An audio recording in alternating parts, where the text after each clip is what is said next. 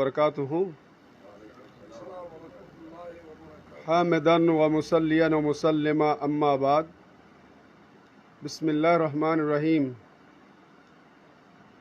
সম্মানিত দর্শক শ্রোতা, দেশে এবং বিদেশে প্রবাসে যারা আছেন তাদের প্রতি আমরা আহলে সুন্নাত ওয়াল জামাত বাংলাদেশের চট্টগ্রাম উত্তর জেলার পক্ষ থেকে মোবারকবাদ অভিনন্দন জানিয়ে আজকের এই ওলামায়ে কেরামের বৈঠকের উদ্দেশ্য সম্পর্কে আপনাদেরকে আমরা অবহিত করছি।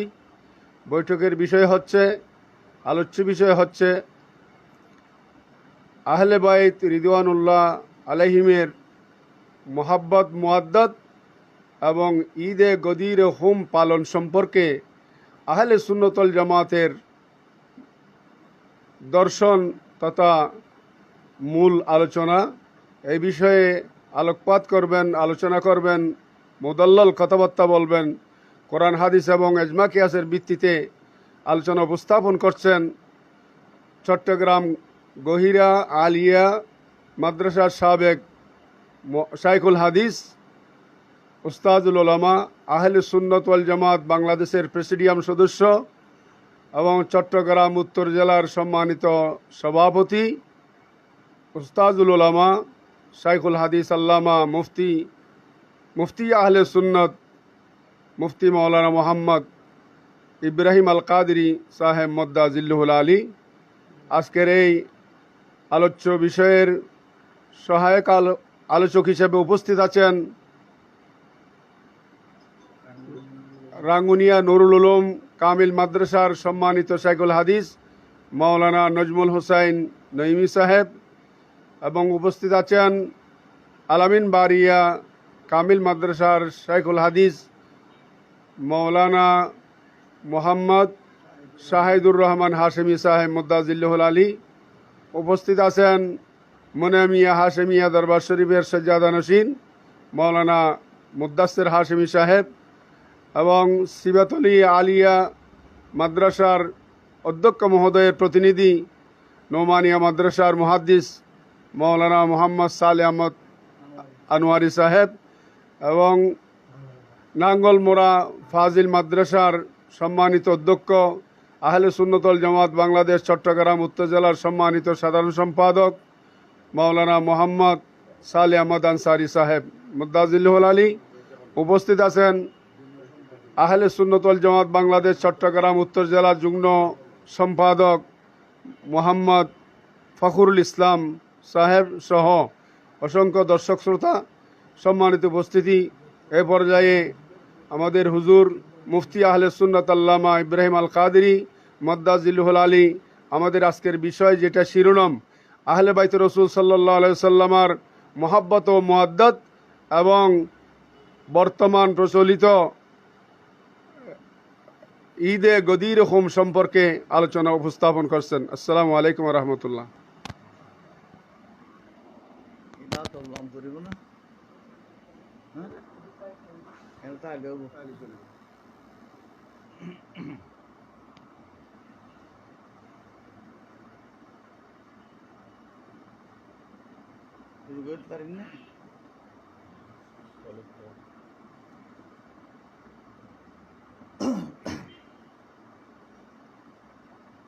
আসসালামু আলাইকুম ওয়া রাহমাতুল্লাহি ওয়া বারাকাতুহু।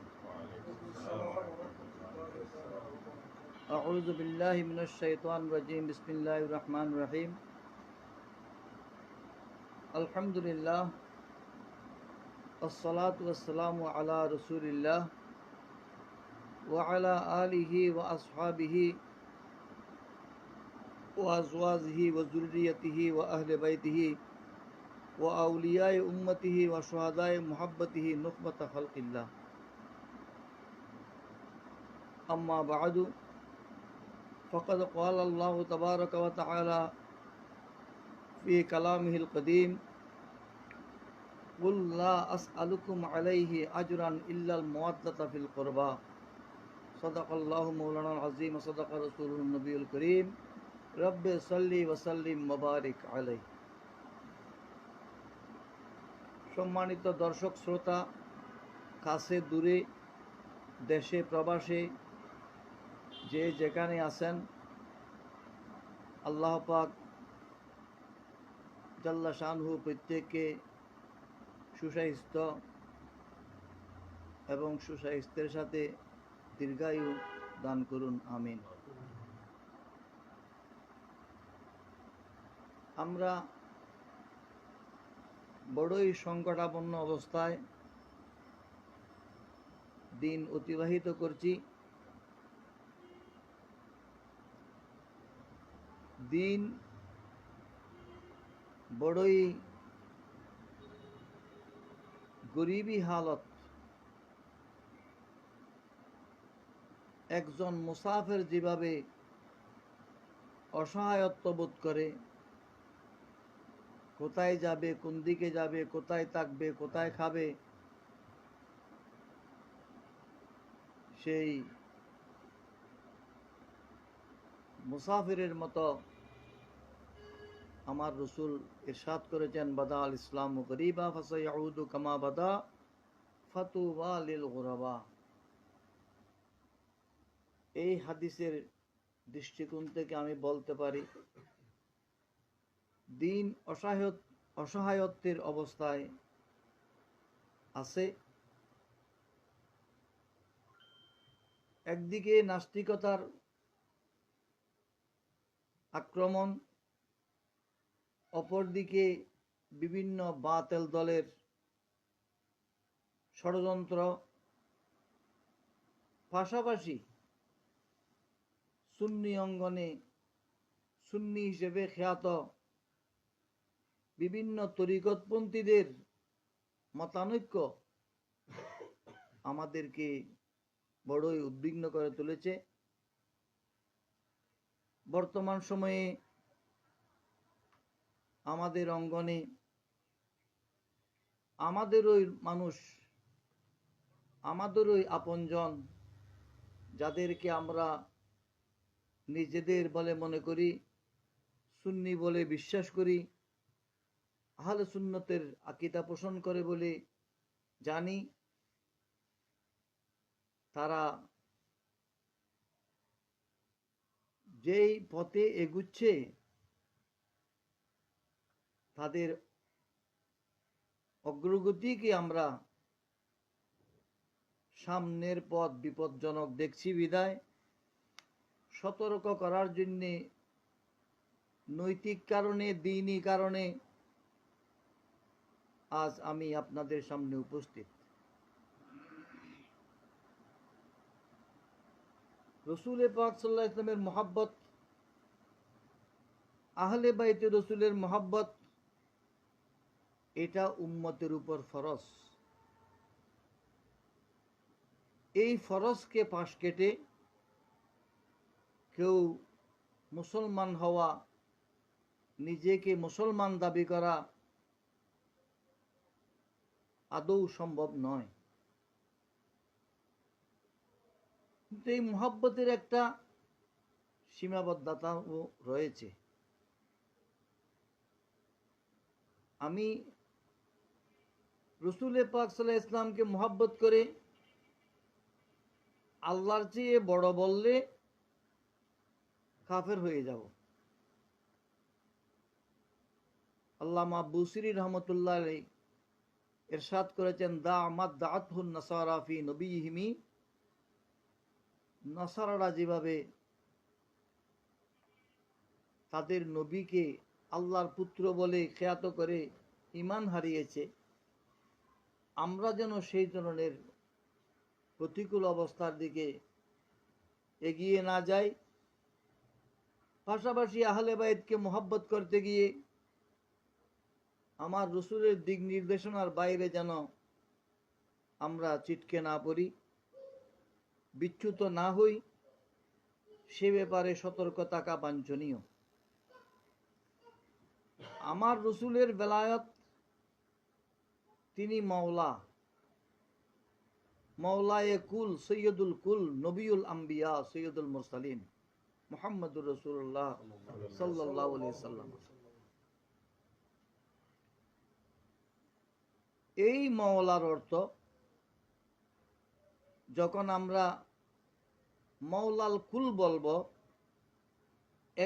তখন আমরা মওলার অর্থ নিতে পারব প্রত্যেকেরই তিনি অভিভাবক। নবীদের উপরও তার অভিভাবকত্ব চলবে, রসুলদের জিব্রাইল মিকাইল ফেরেশতাদের উপরও তার অভিভাবকত্ব চলবে, যেহেতু তিনি সৃষ্টির মূল। তার কারণেই সমস্ত নবীদের নবুয়ত, রসুলদের রাসালত, অতএব তার বেলায়ত, এটা বেলায়তে আম্মা, মুতলাকা, বেলায়তে মুতলাকা। আর বেলায়তের মকাম অন্যদের ক্ষেত্রে, কার ক্ষেত্রে কতটুকু আমরা মানব, বিষয়টি বড়ই গবেষণার বিষয়। এ বিষয়ে যাদের কাম্য গবেষণার যোগ্যতা নাই, কাম্য কোরআন হাদিসের উপর গবেষণা নাই, তারা যথেচ্ছা কথা বলে ঈমানের গুন্ডি থেকে যদি বিচ্যুত হতে দেখি, তাদেরকে সতর্ক করা আমাদের ঈমানি দায়িত্ব হয়ে যায়। ইমাম গাজালি রহমতুল্লাহ আলাইহি ফয়সালাতুত তাফাররাকা বাইনাল ঈমান ওয়াজ জানদাকা, এই কিতাবের মধ্যে ঈমান কুফর কাকে বলে, এই কিতাবের মধ্যে লিখেছেন, আল ঈমানু তাসদীকুন নবী সাল্লাল্লাহু আলাইহি ওয়াসাল্লাম ফি কুল্লি শাইইন মিম্মা জা বিহি ওয়াল কুফরু তাকযিবুন নবী সাল্লাল্লাহু আলাইহি ওয়াসাল্লাম ফি শাইইন মিম্মা জা বিহি। রসুলের নির্দেশিত আনিত যাবতীয় বিধানকে বিশ্বাস করার নাম ঈমান, একটাকেও অস্বীকার করা কুফর। অতএব কুফরের ক্ষেত্রে একটা যথেষ্ট। আমাদের বাংলাতে কবি বলেছেন, একটুখানি বিষের চোয়া মরণ ডেকে আনে। বিষ এক গ্লাস খেতে হয় না, অল্প খেতে হয়। অল্পটুকু বিষ যেভাবে জীবননাশক, একটা কুফরি শব্দ তার জীবনের কালেমা, নামাজ, রোজা, হজ, যাকাত যাবতীয় ধর্মকর্ম শেষ করে দেবে। অতএব আমরা বলতে বাধ্য যে বর্তমান পরিস্থিতিতে আমাদের অঙ্গন থেকে বিভিন্ন কথাবার্তা এসেছে, রাসূল পাক সাল্লাল্লাহু আলাইহি ওয়াসাল্লামের মুহাব্বত অন্তরে থাকলে হবে না, এটা বহিঃপ্রকাশ ঘটাতে হবে। আহলে বাইত রাসূলের মুহাব্বতও এটার বহিঃপ্রকাশ ঘটাতে হবে। এই জন্য আল্লাহ পাক সুবহানাহু ওয়া তাআলা আয়াতের মধ্যে মুহাব্বত বলেননি, মুআদ্দাত শব্দ ব্যবহার করেছেন। গদির খুম একটা গুরুত্বপূর্ণ দিন, সেখানে একটা গুরুত্বপূর্ণ খুতবা আছে, যে খুতবার মধ্যে 5টি বিষয় আছে। আমরা যেটাকে শিরোনাম করে মাওলা আলী শের খুদার শান বলে মনে করতেছি, এটা সঠিক ধারণা নয়। সেখানে আমাদের বক্তাদের বক্তব্যের মধ্যে আমরা এমন কথা শুনি যেটা তাকে তার ঈমান থেকে বিচ্যুত করে দেবে। মাওলা আলী তথা আহলে বাইতকে মহব্বত করা এটা ফরজ। তবে সেই ফরজ আদায় করার ক্ষেত্রে আমি যেন আমার ঈমানের গুন্ডিতে থাকতে পারি, সেদিকে সতর্ক থাকা বাঞ্ছনীয়। ঈদে গদিরে খুমের যে বিষয়টি এসেছে, এই বিষয়ে আমি একটু শ্রোতাদের দৃষ্টি আকর্ষণ করে বলবো। ঈদে গদিরে খুম 351 বা 52 হিজরিতে মুইজ্জুদ্দৌলা নামক একজন শাসক বাগদাদ থেকে সূচনা করেছেন। সেই শাসক সম্পর্কে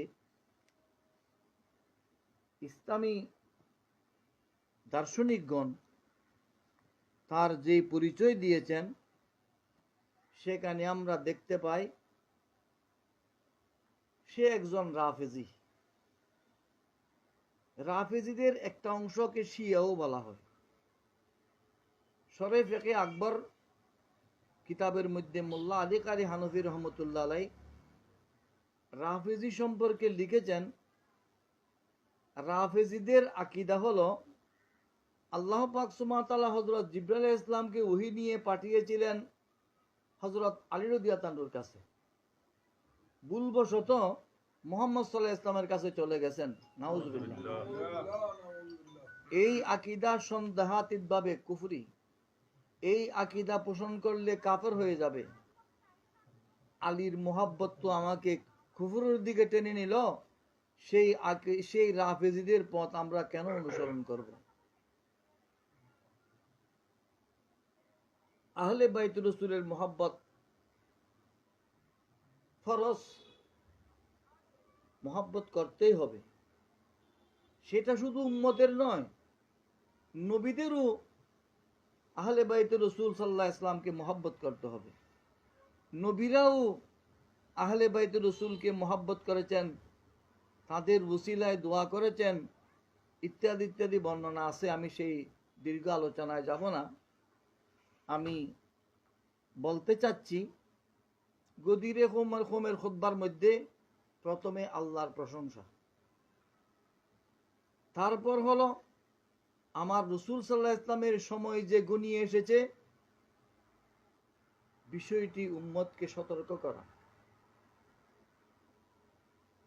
ইউশিকু আন ইয়াতিয়ানি রাসূল রাব্বি ফাউজিবু, সময় খুবই সন্নিকটে ঘনিয়ে এসেছে, আমার সময় বেশি নেই। মালাকুল মউত ফেরেশতা আল্লাহর পক্ষ থেকে প্রেরিত হয়ে আমার কাছে এসে পৌঁছবেন, আমি তার ডাকে সাড়া দেব। অতএব তোমরা সতর্ক থাকো। আমার রসুলের ওয়াফাতের সময় ঘনিয়ে আসার সংবাদ দেওয়া এটা কোনো ক্রমেই উম্মতের জন্য খুশির বিষয় নয়। অতএব গদিরে হুমের দিনে ঈদ উদযাপন করা এটা রসুলের শানে বেয়াদবির সামিল।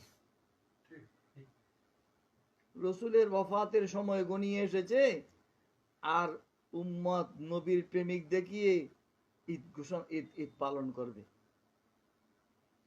ইন্নী তারিকুন আলাইকুমুস সাকলাইন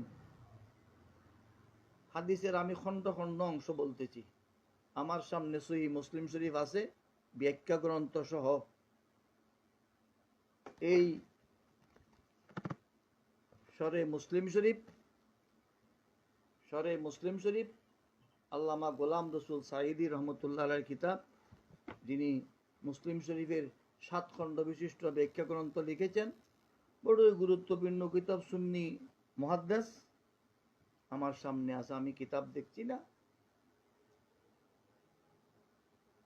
আমি তোমাদের কাছে দুইটি ভারী জিনিস রেখে যাচ্ছি। আউয়ালুহুমা কিতাবুল্লাহ, এই দুইটির মধ্যে প্রথমটি হলো আল্লাহর কিতাব। ফিহিল হুদা ওয়ান নূর ফাতামাসসাকু আও ফাস্তামসিকু বিকিতাবিল্লাহ। কিতাবুল্লাহর মধ্যে হেদায়েত আছে, নূর আছে। তোমরা মজবুতভাবে কিতাবুল্লাহর দলিল গ্রহণ করো। আমার রসুলের নির্দেশ, কিতাবুল্লাহর অনুসরণ করার এই নির্দেশ তো আমার রসুল আরাফাত ময়দানে খুতবার সময়ই বলে দিয়েছিলেন, তারাকতু ফিকুমুস সাকলাইন লান তাদিল্লু মা তামাসসাকতুম বিহিমা কিতাবাল্লাহি ওয়া ইতরাতি আহলা বাইতি। তোমাদের কাছে আমি দুইটি ভারী জিনিস রেখে যাচ্ছি, এই দুটোকে আঁকড়ে ধরলে তোমরা কখনো পথভ্রষ্ট হবে না। একটি হলো কিতাবুল্লাহ, আল্লাহর কিতাব, ওয়া ইতরাতি আহলে বাইতি,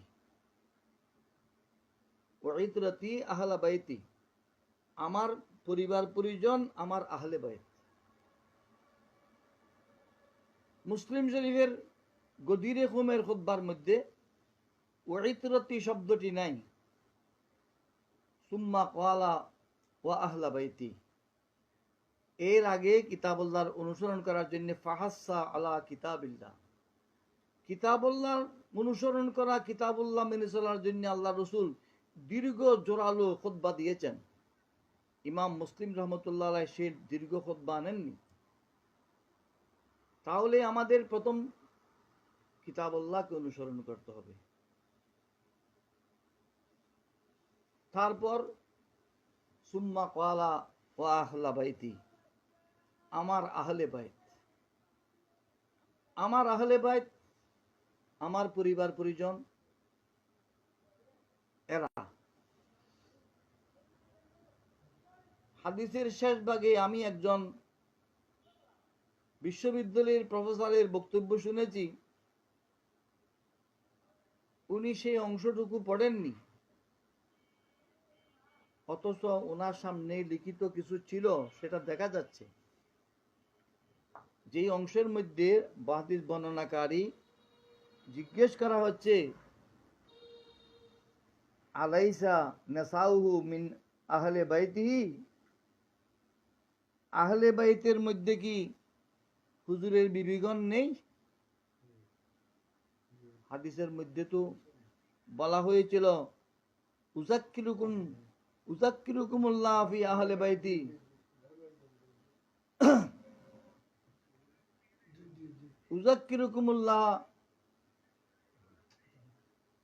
উযাক্কিরুকুমুল্লাহ ফি আহলে বাইতি, আমি আমার আহলে বাইতের ব্যাপারে তোমাদেরকে সতর্ক করছি, তোমরা আল্লাহকে স্মরণ করে আমার আহলে বাইতের ব্যাপারে সতর্ক থাকবে। 3 বার বলেছেন। এখন আহলে বাইতের মধ্যে হুজুরের বিবিগণ আছে। মুসলিম শরীফের আয়াতের শেষ ভাগে আর কে আছে? ও আলু আলীন, আলী পরিবার, আলী রাদিয়াল্লাহু তাআলার বংশধর, তার পরিবার। ও আলু আকিলিন, হযরত আকিল ইবনে আবি তালেব রাদিয়াল্লাহু তাআলা আনহু, হযরতে মুসলিম ইবনে আকিল রাদিয়াল্লাহু তাআলার আব্বা জান, তারাও আমার রসুলের আহলে বাইতের অন্তর্ভুক্ত। ও আলু জাফরিন, জাফর ইবনে আবি তালেব, হযরত আলী রাদিয়াল্লাহু তাআলা 10 বছরের বড়, তার বড় ভাই হযরত জাফর তৈয়ার রাদিয়াল্লাহু তাআলা, যিনি মুআত্তার যুদ্ধের সেনাপতি ছিলেন, সেখানে শাহাদত বরণ করেছেন। তার ছেলে আব্দুল্লাহ ইবনে জাফর রাদিয়াল্লাহু তাআলা, ওনার মাজার জান্নাতুল বকিতে আছে। তাদেরকে ও আলু আব্বাস, আমার রসুলের চাচা হযরত আব্বাস রাদিয়াল্লাহু পরিবার পরিজন, তার বংশধর, এগুলো সব আহলে বাইতুর রসুলের অন্তর্ভুক্ত। আহলে বাইতুর রসুলের ব্যাপারে দীর্ঘ বিষয় আছে, আমি সেদিকে যাচ্ছি না। আহলে বাইতের সম্পর্কে একমতে আজ পর্যন্ত কিয়ামত পর্যন্ত যত আওলাদ রসুল হবেন সবাই আহলে বাইতের অন্তর্ভুক্ত। তাদেরকে মহব্বত করতে হবে। কোনো আওলাদ রসুল যদি ভুল করে থাকেন, তাকে আপনি গালাগালি করার সময় সতর্ক থাকতে হবে, যেহেতু উনি আওলাদ রসুল। একজন সৈয়দ জাদাকে আপনি কুত্তার বাচ্চা বলে গালি দিতে পারবেন না, ইমান থাকবে না, যেহেতু তার মধ্যে আমার রসুলের খুনে পাক আছে। এগুলো সাধারণ দৃষ্টিতে বোঝার জন্য বলতেছি। এই খুতবা কেন দিয়েছিলেন? হযরত আলী রাদিয়াল্লাহু তাআলার সাথে একটা প্রতিনিধি দল ইয়েমন গিয়েছিলেন। এগুলো আমার রসুল সাল্লাল্লাহু আলাইহি ওয়াসাল্লাম হজ্জে যাবার পূর্বে। সেই প্রতিনিধি দলের কিছু লোক হযরত আলী রাদিয়াল্লাহু তাআলার কিছু কর্মকাণ্ডের জন্য অসন্তুষ্ট হয়েছিলেন। এমনকি হযরতে বুরাইদা রাদিয়াল্লাহু তাআলা নামক একজন সাহাবী, তিনি আমার রসুলকে সরাসরি হযরত আলী রাদিয়াল্লাহু তাআলার ব্যাপারে অভিযোগ করেছিলেন। সেই অভিযোগের প্রেক্ষিতে আমার রসুল অসন্তুষ্টি প্রকাশ করেছিলেন এবং তিনি এই গদির জলাশয় বা পুকুর, দিঘি, কূপ যাই বলেন, হুম নামক স্থানে আমার রসুল সকলকে থামালেন, যাত্রা বিরতি করলেন। গাছের নিচে দাঁড়িয়ে আমার রসুল সাহাবা একরামের উদ্দেশ্যে খুতবা দিয়েছিলেন। সেই খুতবার মধ্যে বলেছিলেন, ইয়া বুরাইদাতু আলাস্তু আউলা বিল মুমিনিনা মিন আনফুসিহিম, কুলতু বালা ইয়া রাসূলুল্লাহ। বুরাইদা, আমি কি মুমিনদের মাওলা নই? বুরাইদা বলছেন, আমি বললাম হ্যাঁ ইয়া রাসূলুল্লাহ। তখন আমার রসুল বললেন, মন কুনতু মাওলাহু ফাআলিয়ুন মাওলাহু। হাদিসের এই অংশটুকু সহিহ বুখারী কিংবা মুসলিম শরীফে নেই। তারপরও মুহাদ্দিসিনে কেরাম গবেষণা করেছেন এই হাদিসটি হাদিসের প্রকারভেদের মধ্যে হাদিসের স্তর সহিহ বা হাসান পর্যায়ের। মোট কথায় এটি হাদিস সহিহ, কোনো ক্রমে এটি মুতওয়াতির হাদিস নয়। এটা আমার কথা নয়, শেখ আব্দুল্লাহ মুহাদ্দিস দেহলভী রহমতুল্লাহ আলাইহি মাদারিজুন নবুওয়াত কিতাবে এই হাদিস সম্পর্কে আলোচনা করেছেন। সেখানে তিনি লিখেছেন এটি হাদিসে মুতওয়াতির নয়। অতএব হাদিসে মুতওয়াতির না হলেও এটা সহিহ হাদিস, সেটা মানতে হবে।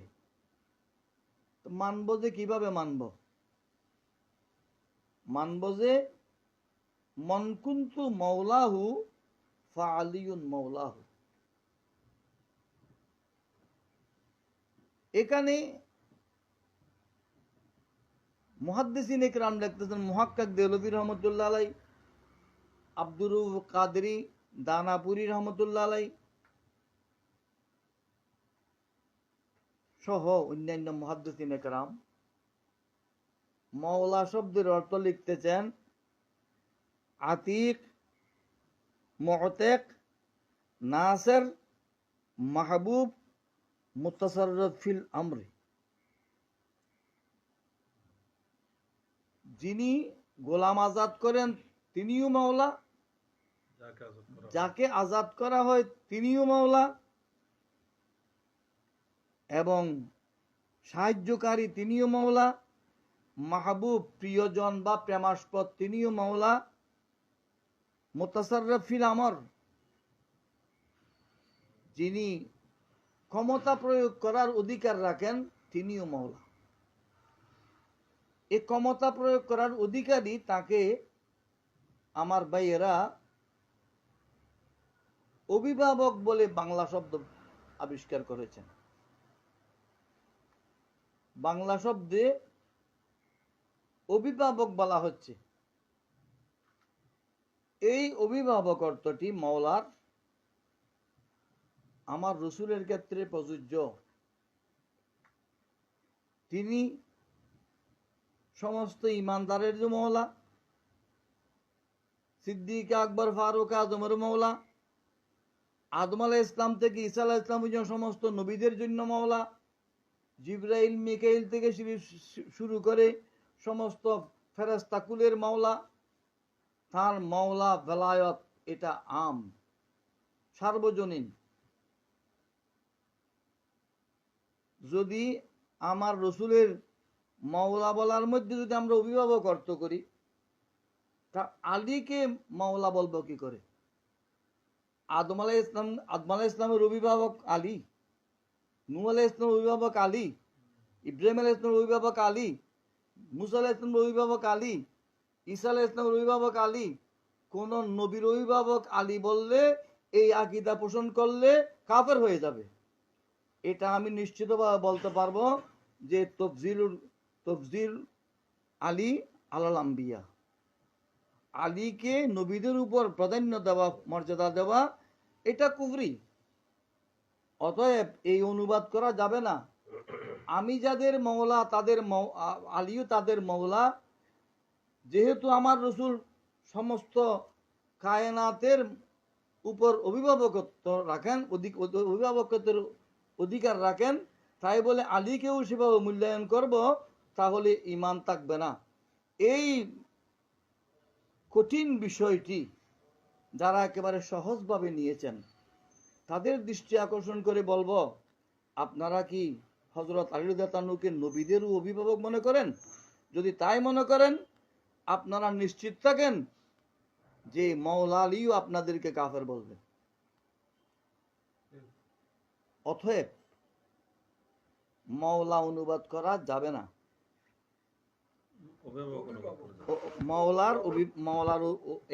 মাওলার এই অনুবাদ করা যাবে না।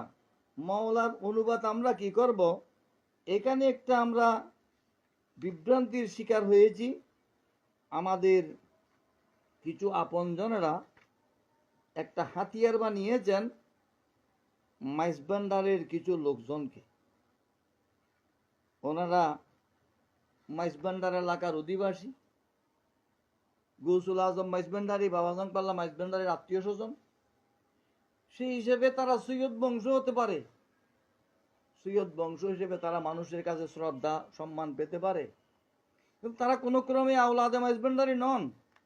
আওলাদ বলা হয় ঔরসজাত সন্তানের বংশধরকে। যদি ঔরসজাত না হয়ে থাকেন, তারা আওলাদ দাবি করেন, তাহলে এটা কিভাবে মূল্যায়ন করবেন এটা আপনাদের বিবেচনায় রইল। মাইজভান্ডারের অঙ্গনে আওলাদ এবং আওলাদ নন, মাইজভান্ডারের মুরিদান ভক্ত অনুসারী সকলের দৃষ্টি আকর্ষণ করে আমি একটা বই দেখাচ্ছি। এই বইয়ের নাম বেলায়েতে মুতলাকা। এই বইয়ের নাম বেলায়েতে মুতলাকা। লেখক খাদেমুল ফকরা সৈয়দ দেলাওয়ার হোসাইন মাইজভান্ডারি রহমতুল্লাহ আলাই। ওনার 5 পুত্র, যাদের দ্বারা আহমদিয়া মঞ্জিল, গৌসিয়া হক মঞ্জিল। এই খাদেমুল ফকরা সৈয়দ দেলাওয়ার হোসেন মাইজভান্ডারি রহমতুল্লাহ আলাই শুধু আওলাদ নন, উনি গৌসুল আজম মাইজভান্ডারির সরাসরি খলিফা, গৌসুল আজম মাইজভান্ডারির গদিনসীন, গৌসুল আজম মাইজভান্ডারির স্থলাভিষিক্ত, যার বেলায়েতের মকাম আমার বিবেচনায় কুতুবিয়তের মকাম তার রয়েছে। এমন বিশ্ববরেণ্য ওলি এবং যুগশ্রেষ্ঠ আলেমে দিন। উনি মুহসিনিয়া মাদ্রাসার ছাত্র, মুহসিনিয়া মাদ্রাসায় লেখাপড়া করেছেন। এই বিজ্ঞ আলেম বেলায়েতে মুতলাকা কিতাবের 10 পৃষ্ঠায়, এই বেলায়েতে মুতলাকা কিতাব, এই বেলায়েতে মুতলাকা কিতাব 10 পৃষ্ঠা, 10 পৃষ্ঠা, 10 পৃষ্ঠার ব্যাপারে আমি গত জুমার খুতবার মধ্যেও বলেছি। তিনি লিখতেছেন কি, আমি যার মাওলা ব্র্যাকেটে প্রেমাস্পদ হই, আলী তার মাওলা। আমি যার মাওলা অর্থাৎ প্রেমাস্পদ হই, হাদিসে যেন উভয় মাওলা শব্দকে এক অর্থে ব্যবহার করা যায়, সমস্যা না হয়, বৈপরীত্য যেন দেখা না যায়, বিপরীত অর্থ যেন নিতে না হয়। এই জন্যে এই বিজ্ঞ বুজুর্গ মুহাক্কিক আলেম মনকুন্তু মাওলাহু ফালিউন মাওলাহু এর অনুবাদ করেছেন, আমি যার মাওলা হই, আমি যার মাওলা ব্র্যাকেটে প্রেমাস্পদ হই, আলী তার মাওলা। অর্থাৎ আমার রাসূল সাল্লাল্লাহু আলাইহি ওয়াসাল্লাম ইরশাদ ফরমাচ্ছেন, আমাকে যারা মোহব্বত করে তারা আলীকে অবশ্যই মোহব্বত করতে হবে। এখানে আমি যাদের অভিভাবক, আলীও তাদের অভিভাবক, এই অর্থ করার আদৌ কোনো সুযোগ নাই। যেহেতু নবীদের উপর হযরত আলী রাদিয়াল্লাহু আনহুর অভিভাবকত্ব বিশ্বাস করলে কাফের হয়ে যাবে। আপনি মানেন বা না মানেন, আপনার কাপড়ে পায়খানা লেগেছে, রক্ত লেগেছে, নাপাক লেগেছে, আমি আপনাকে জানিয়ে দিলাম। আপনি কি সেটা নিয়ে নামাজ পড়বেন, না সেটা শুধরিয়ে, সেটা ধুয়ে পরিষ্কার করে পাক হয়ে নামাজ পড়বেন, সেটা আপনার নিজস্ব ব্যাপার বলে আমি মনে করি। আমরা ওয়াহাবি মাদ্রাসার গেইটে গিয়ে কাউকে ওয়াহাবি হইও না, ওয়াহাবি মাদ্রাসায় যেও না, যেমন বলি নাই, ঈদে গদি রকমের অনুষ্ঠানের গেইটে গিয়ে আমরা বলবো না যে এখানে যেও না, এখানে যেও না, এখানে ঈমান হারাবার সম্ভাবনা আছে। যে যেখানে আছেন সেখান থেকে বিবেচনা করবেন। বিষয়টি এই অর্থটি ওসিয়ে গৌসুল আজম যে অর্থটি করেছেন সে অর্থটি মহাক্কেক দেলবি শেখ আব্দুল্লাহ মুহাদ্দিস দেলবি রহমতুল্লাহ, যাকে আমার রসুল স্বপ্ন যুগে নির্দেশ দিয়ে ভারতবর্ষে হাদিস শিক্ষা দেওয়ার জন্য পাঠিয়েছিলেন, সেই বুজুর্গ শেখ আব্দুল্লাহ মুহাদ্দিস দেলবি রহমতুল্লাহ তিনিও মাদারাজুন নবুয়তে কিতাবে মাহবুবের অর্থ করেছেন, নাসের অর্থ করেছেন। আব্দুর রব কাদেরি দানাপুরি তিনিও মাহবুবের অর্থ করেছেন। হযরত শাহ গোলাম রসুল সাঈদী উনিও মাহবুবের অর্থ করেছেন। এভাবে আমরা বিভিন্ন কিতাবে দেখি, এতগুলো কিতাবের নাম বললে এসব লোকেরা বুঝবে না, কারণ আমি তাদের বক্তব্য শুনেছি, দেখে দেখে পড়তেছে, কোরআন শরীফের আয়াত পড়তে পারতেছে না। ইন্নামা ইউরিদুল্লাহু লিইউযহিবা আনকুমুর রিজসা আহলাল বাইত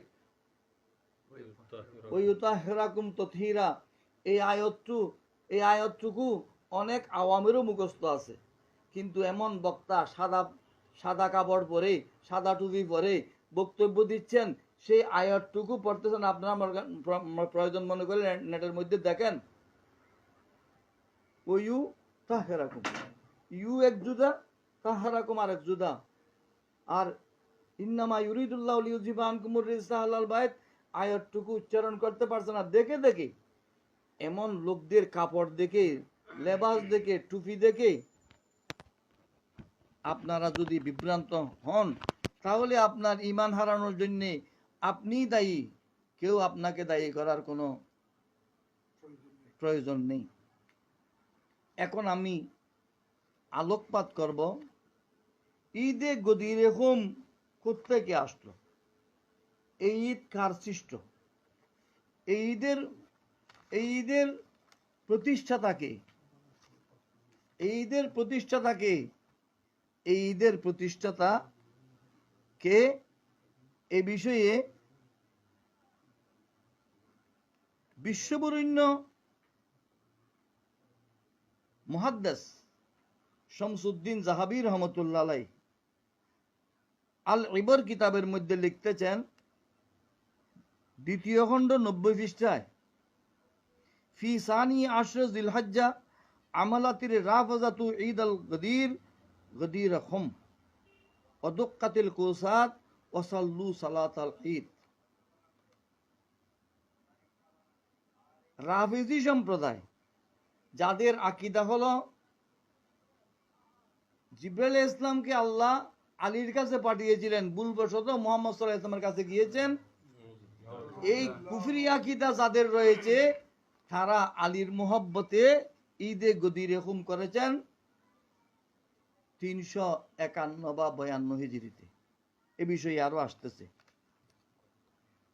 আবার পড়ি, আপনারা শুনুন, ফি সানি আশরা জিলহজ্জা আমালাতির রাফজাতু ঈদ আল গদিরা খুম, 18ই জিলহজ গদিরে খুম নামক স্থানে রাফেজিরা এই অনুষ্ঠান করেছে ঈদে গদিরে খুম। দুক্কাতিল কোসাত, তারা বাদ্য বাজনা বাজিয়েছিল, ওয়াসাল্লু সালাতাল ঈদ, তারা ঈদের নামাজ পড়েছিল। ঈদের নামাজ তো আমরা ফিকহ কিতাবের মধ্যে দুই ঈদের নামাজ দেখি, ঈদুল ফিতর, ঈদুল আযহা। আপনারা সাধারণ মানুষ বিবেচনা করেন, কোনোদিন এই নামাজের কথা আপনারা শুনেছেন কিনা, আপনাদের বাপদাদারা শুনেছেন কিনা? আমার রসুল হাদিসে পাকের মধ্যে ইরশাদ করেছেন, মুকদ্দমায়ে মুসলিমের মধ্যে এই বর্ণনা আছে, আরো বিভিন্ন কিতাবে আছে, দাজ্জালুনা কাযাবুনা ইয়াতুনাকুম বিআহাদিসা বিমা লা তাসমাউ আনতুম ওয়ালা আবাকুম ফাইয়াহুম ওয়াইয়াহুম লা ইউদিল্লুনাকুম ওয়া লা ইফতিনুনাকুম। কিছু মৃত্যুক দাজ্জাল আসবে, আসল দাজ্জালের পূর্বে 30 জন মৃত্যুক দাজ্জাল আসবে, তারা তোমাদেরকে এমন এমন নতুন নতুন কথা বলবে যেগুলো তোমরা শুনে না, তোমাদের বাপদাদারাও শুনে নাই। এই ঈদে গদিরহুম সূচনা করেছেন কে? রাফিজিরা। এটা শামসুদ্দিন জাহাবি রহমতুল্লাহ আলাই বলছেন যে এটাই এইখান থেকে। তারপর উনি বলতেছেন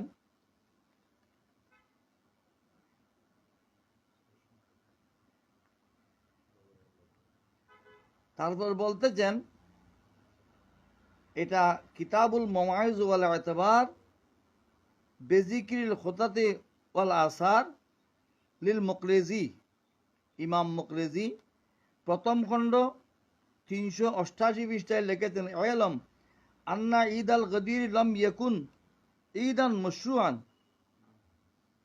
ওয়ালা আমালাহু আহাদুম মিন সালিফিল উম্মতি আল মুক্তাদা বিহিম। উম্মতের উৎসব পূর্ববর্তী ইমামগণ যাদেরকে অনুসরণ করা দ্বারা অনুসরণযোগ্য, তাদেরকে মানতে হবে, মানুষ যাদের ইক্তেদা করত, অনুসরণ করত, তারা যে কাজ করেনি এমন একটি শরীয়ত বিরোধী গায়রু মশরু, শরীয়তে বিধিত নয় এমন একটি কাম করেছেন কি? ঈদে গদির। আয়ালাম আন্না ঈদ আল গদির লম ইয়াকুন ঈদান মশরুআন। ঈদুল গদির এটা শরীয়তে বিধিত কোনো ঈদ নয়, শরীয়তের বিধানে এই ঈদের কোনো অস্তিত্ব নাই। লা আমালা আহাদুম মিন সালিফিল উম্মতিল মুক্তাদা বিহিম। উম্মতের যেসব ইমামগণকে লোকজন যুগে যুগে মেনে চলেছেন তারা কেউ কোনোদিন করেননি। ওয়াফুল মান আরাফা ফিল ইসলামে বিল ইরাক আইয়াম মুইজ্জুদ্দৌলা ইবনে বুয়াই ফাইন্নাহু আহদাসাহু ফি সানাতাইনি ওয়া খামসিনা ওয়া সালাসু মিয়াতিন ফাত্তাখাযাহু শিআতু মিন হিনাইজিন ঈদান। পরবর্তীতে রাফেজিদের সৃষ্ট মুইজ্জুদ্দৌলার প্রতিষ্ঠিত এই ঈদ পরবর্তীতে শিয়ারাও সেটা করতে শুরু করেছে। তাহলে আমরা শিয়াদেরকে দোষ দিচ্ছি না, শিয়াদের পূর্বে রাফেজিরা শুরু করেছে। এই ব্যাপারে আরো বলা হচ্ছে আন নুজুমুজ জাহারা ফি মুলুকি মিসর ওয়াল কাহিরা। মিশরের একজন বিখ্যাত বুজুর্গ আলেম মুহাদ্দিস দিল আল্লামাতে জামালউদ্দিন তকরিবুর্দি 4th খণ্ড 25 পৃষ্ঠায় লিখতেছেন, আমালাতির রাফাজাতুল মাতামা ফি ইয়ৌমে আশুরা বেবাগদাদ। বাগদাদে রাফেজিরা মাতম করত।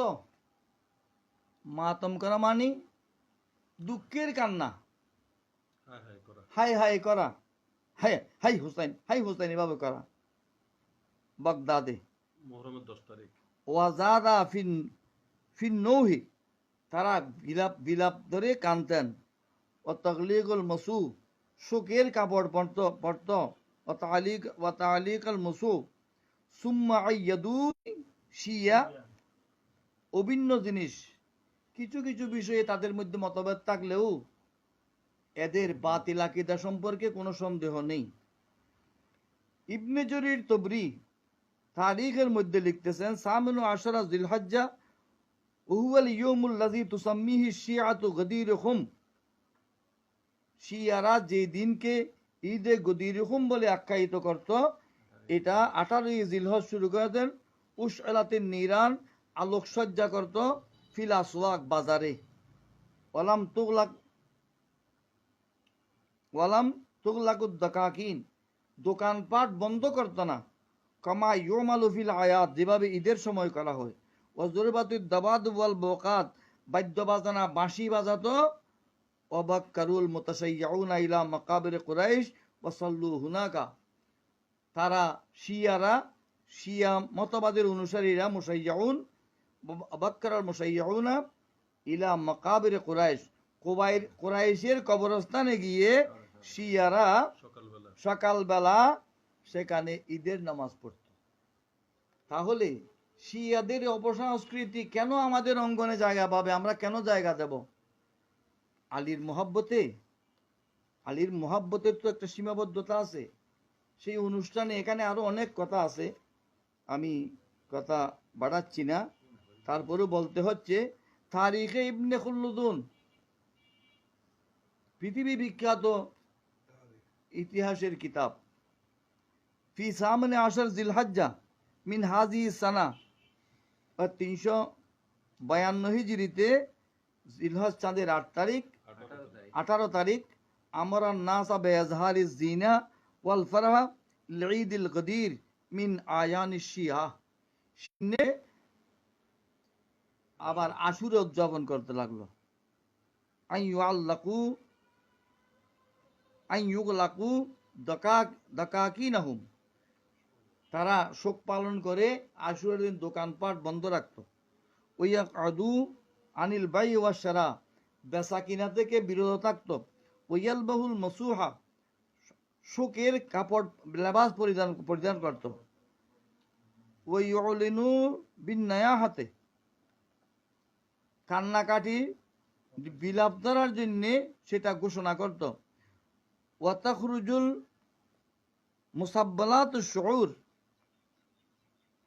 ওয়াতাখরুজুন নিসাউ মুসাব্বালাতুশ শুউর ওয়া মুসাব্বাদাতুল ওয়ুজুহ, মহিলারা চুল ছেড়ে দিয়ে চুলকুলে একেবারে মাতালের মতো হয়ে মুখে খালি লাগিয়ে শোক পালন করত। এই সিস্টেম শিয়ারা চালু করছে। কদ শাকাক না সিয়াবাহুন্না, তারা জজবা দেখাইয়ে কাপড় ছিঁড়ে ফেলতো।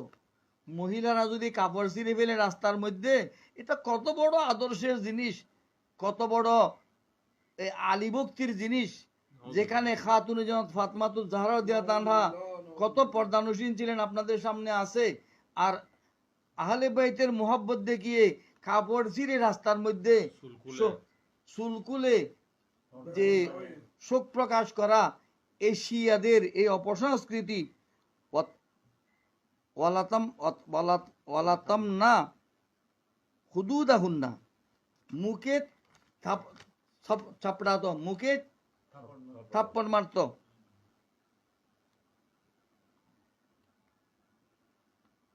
হুজনান আলাল হুসাইনি, ইমাম হুসাইনের শোক পালনার্থে।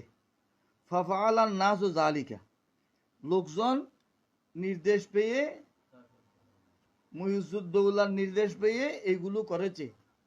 কত সুন্দর আদর্শ। ফাতেমার আওলাদের জন্য কান্নাকাটি করছে, মহিলারা রাস্তায় কাপড় ছিঁড়ে চুল খোলা রেখে। সেই আদর্শ আমাদের দেশে যারা পালন করতে চাচ্ছে, এদের বিরোধিতা যদি সুন্নি আলেমরা না করেন, তাহলে তো আল্লাহ রসুলের কাছে জবাব দিতে হবে। যারা হাদিস বিশেষজ্ঞ নন, যারা তফসির বিশেষজ্ঞ নন, যারা ফেকা বিশেষজ্ঞ নন, যারা আরবি পড়তে জানে না, উর্দু ফার্সি পড়তে জানে না, এমন বিজ্ঞ লোকেরা এক ডক্টরেট দেখাই যে মানুষকে বিভ্রান্ত করছে, এ ব্যাপারে না বললে তো আমরা আল্লাহ রসুলের কাছে পাকড়াও হব, লজ্জিত হব, এমনকি মাওলা আলীর সামনেও আমরা লজ্জিত হব। ওয়ালাম ইয়াকদির আহলুস সুন্নতি আলা মানিহি, আহলে সুন্নত বাধা দিচ্ছে আজকে না, এ 352 হিজরিতে যখন মুইজুদ্দৌলা করেছিল, তখন আহলে সুন্নতের উলামায়ে কেরাম বাধা দেবার চেষ্টা করেছিলেন, কিন্তু রাষ্ট্রীয় ক্ষমতার সামনে তারা মোকাবেলা করতে সক্ষম হয়নি। লিআন্না সুলতান আলী শিয়া, যেহেতু বাদশাহ হলো শিয়া, যেহেতু বাদশাহ শিয়া রাফেজি, এই কারণে উলামায়ে কেরাম বাধা দিতে পারেননি। কিন্তু ওয়াঈদা যালিকা সানাতা সালাসিনা ওয়া খামসিনা ওয়া সালাসুমিয়াতিন, 53 সালে, 353 সালে পরবর্তীতে যখন তারা এসব করতে নামলো, ওয়াকাত ফিতনাতুন বাইনা আহলি সুন্নতি ওয়া শিয়া, শিয়া এবং সুন্নিদের মধ্যে সংঘর্ষ হয়েছিল। আমরা এসব ঈদে গদিরুম যারা করে, তাদের কাছে আমরা গিয়ে বাধা দিতে পারছি না, রাষ্ট্রীয় বিধানের কারণে অথবা নিজেদের দুর্বলতার কারণে। কিন্তু তৎকালীন সময় সুন্নিরা মাঠে রাষ্ট্রীয় ক্ষমতাকে উপেক্ষা করে শিয়াদেরকে বাধা দিয়েছিলেন। এই কথা লিখতেছেন ইমাম আল্লামা ইবনে খুল্লুদুন। ইবনে খুল্লুদুনের নাম কে জানে না? যদি লেখাপড়া করেছে, ইতিহাস পড়েছে, তারা নিশ্চয় জানে। যদি ইবনে খুলুদুন এই তথ্য প্রকাশ করে থাকেন, তাহলে আমরা বিরোধিতা করছি। এমন বক্তার বক্তব্য শুনেছি যিনি ডক্টরেট ডিগ্রি রেখেছেন, কিন্তু হাদিসের ডক্টরেট নন, ফেকার ডক্টরেট নন, তফসিলের ডক্টরেট নন। এইসব ডক্টরের কত কোরআন হাদিস গবেষণা আছে, আমাদের নকদর্পণে আছে। কিন্তু উনি বলছেন সুন্নিরা খারেজিদের অনুসরণ করতেছে। আমি আমি ওনার কাছে অনুরোধ করব, আপনি গবেষণা করুন, আমার সাথে আপনার পরিচয় আছে, আপনি আমাকে হুজুর বলে সম্বোধন করেন, আমি আপনাকে তুমি বলে সম্বোধন করি, নাম ধরে ডাকি। মত বিনিময় করুন, আলোচনা করুন, আলোচনার টেবিলে আসুন। নিজে নিজে জাহান নামের লাভ দিও না। লাভ না দেওয়ার পরামর্শ দিচ্ছি। সুন্নিরা আজকে না, তখন থেকে বাধা দিয়েছিল। এইসব আশেকে রসুল, আশেকে আহলে বাইত, এই ঈদে গদিরুম হোম করার লোকজন তখন কোথায় ছিলেন? যখন একটা দল মাওলা আলী শের কোথাও তাঁডু মদ পান করেছেন বলে অপবাদ দিয়েছিল, তখন এই আশেকে রসুল আলী ভক্তরা কোথায় ছিলেন? তখন কি এইসব লোকদের আলী ভক্তির পক্ষে কথা বলার যোগ্যতা ছিল? আছে, এখনো আছে। আলী ভক্তি এগুলো শিয়া বানানোর একটা অপকৌশল। এই ফাঁদে দিয়েছেন অনেক আওলাদ রসুল, যদিও আওলাদে মাইজবান্ডারি নন, কেউ তারা তো আওলাদ রসুল হিসেবে আমরা তাদেরকে সম্মান করি। তারা অজানাবশত, অসতর্কতাবশত কারো প্ররোচনায়, কারো মিষ্টিকতায় উদ্বুদ্ধ হয়ে যদি গিয়েছেন, আমরা তাদের কাছে অনুরোধ করব, আপনারা সেদিকে পা বাড়াবেন কেন? আপনাদের তো পরিচয় আছে, আপনারা আওলাদ রসুল, আপনারা আওলাদে গৌসুল আজম দস্তগীর, আওলাদে মাইজবান্ডারি না হলেও তো আপনারা সৈয়দ জাদা। তাহলে আপনারা কেন সেদিকে গিয়েছেন? আপনারা কোনো বিজ্ঞ আলমের পরামর্শ নিয়েছেন, সেখানে প্রফেসর এসেছেন, উনি দর্শনের প্রফেসর, উনি হাদিসের প্রফেসর নন, উনি তফসিলের প্রফেসর নন, উনি ফেকার প্রফেসর নন, উনি শরিয়া বোর্ডের সিদ্ধান্ত দেওয়ার মতো কাম্য যোগ্যতা সম্পন্ন নন। বিদায় তাদের এই ইতিহাস জানা না থাকার কারণে ঢাকা ইউনিভার্সিটির লাইব্রেরিতে, চট্টগ্রাম বিশ্ববিদ্যালয়ের লাইব্রেরিতে, জামিয়ার লাইব্রেরিতে, সিবাতলি মাদ্রাসার লাইব্রেরিতে এইসব কিতাব আছে। আপনারা গবেষণা করুন। কিতাবে না পাইলে আমাদের কাছে আসবেন, আমরা কিতাব দেখাবো। কিতাবের মধ্যে আছে সুন্নিরা তখনও বাধা দিয়েছিল রাষ্ট্রীয় ক্ষমতাকে উপেক্ষা করে। প্রথমবার বাধা দিতে পারেনি রাষ্ট্রীয় ক্ষমতার চাপের কারণে, কিন্তু পরবর্তী বছর যখন তারা করতে চেয়েছিল, সুন্নিরা রাজপথে বাধা হয়ে দাঁড়িয়েছিলেন, মোকাবেলা করেছিলেন। অতএব আমরাও তাদের পথে আসি। এভাবে বলতে গেলে আরো অনেক দীর্ঘ আলোচনার বিষয় আছে। গদির হুম, ঈদে গদির হুম করা যাবে না। কেউ কেউ প্রশ্ন করেছেন, যদি আমরা ঈদে গদির হুম করতে যাই, তাহলে আমাদের করার পদ্ধতি কি? গদির হুমের মধ্যে এই কিতাব ইরানি নেতা, প্রয়াত শিয়া নেতা আয়াতুল্লাহ রুহুল্লাহ খুমেনি, কশফুল আসরার, এই কশফুল আসরার এই কিতাবের মধ্যে এমন এমন জঘন্য কথা লেখা আছে, আপনারা তো আরবি পড়তে জানেন না। উনি ফার্সি ভাষায় লিখেছেন, এটা আরবিতে অনুবাদ করা হয়েছে। এই কশফুল আসরারের মধ্যে এমন এমন কথা আছে সিদ্দিক আকবরের ব্যাপারে, ফারুক আজমের ব্যাপারে, মায়েশা সিদ্দিকার জাতানার ব্যাপারে, এগুলো আমাদের মুখ দিয়ে আসতেছে না। মায়েশা সিদ্দিকার জাতানাকে জেনার তোহমত দেওয়া হয়েছে। মায়েশা সিদ্দিকার জাতানাকে পুত পবিত্র বিশ্বাস না করলে কাফের হয়ে যাবে, যেহেতু পবিত্র কোরআনের আয়াত নাজিল হয়েছে মায়েশা সিদ্দিকার পবিত্রতার উপর, তার সততার উপর, তিনি যে নিষ্পাপ, তিনি যে গুনাহ করেননি, জানায় লিপ্ত হননি, এটা পবিত্র কোরআন দ্বারা সাব্যস্ত। এখানে শিয়াদের এই অভিমত। আহলে বাইতুর রাসূলের মহব্বত দেখাচ্ছেন মায়েশা সিদ্দিকাকে, যার কোলে আমার রসুলের শেষ নিঃশ্বাস। যার যার ঘরে ওহী নাযিল হয়েছে, যার সম্পর্কে কোরআনে পাকের আয়াত নাযিল হয়েছে, যার ঘরে আমার রাসূল কিয়ামত পর্যন্ত আরাম করতে রয়েছেন, সেই আহলে বাইত রাসূল। মুসলিম শরীফের হাদিস আমার সামনে আছে, আমার রসুলের বিবিগণ ও আহলে বাইতের অন্তর্ভুক্ত। আমার রসুলকে জিজ্ঞাসা করা হয়েছিল আপনি কাকে বেশি মহব্বত করেন, বলে আয়েশাকে। তারপর বলে আয়েশার আব্বাকে, আয়েশাকে, আয়েশার বাবাকে আমার রসুল বেশি মহব্বত করতেন। আপনি আহলে বাইতুর রসুলের মহব্বত দেখাচ্ছেন। আসবাহতা ওয়া আমসাইতা মাওলা কুল্লি মুমিনিন ওয়া মুমিনাতিন। আলী, তোমাকে ধন্যবাদ, শাবাশ, মুবারকবাদ। তুমি সকাল সন্ধ্যা এই অবস্থায় অতিবাহিত করবে যে তুমি প্রত্যেক মুমিনের মাওলা। মাওলা মানি বসিয়ে গৌসুল আজম অনুবাদ করতেন প্রেমাস্পদ। আপনি কোন মাইজবান্ডারি হয়েছেন, কোন মাইজবান্ডারের বক্ত হয়েছেন? ওসিয়ে গৌসুল আজমকে বৃদ্ধাঙ্গুলি দেখায় আওলাদে মাইজবান্ডারি হলেও মাইজবান্ডারের মধ্যে চতুর্থ নম্বর ব্যক্তি হলেন ওসিয়ে গৌসুল আজম সৈয়দ দালাল হোসেন মাইজবান্ডারি রহমতুল্লাহ।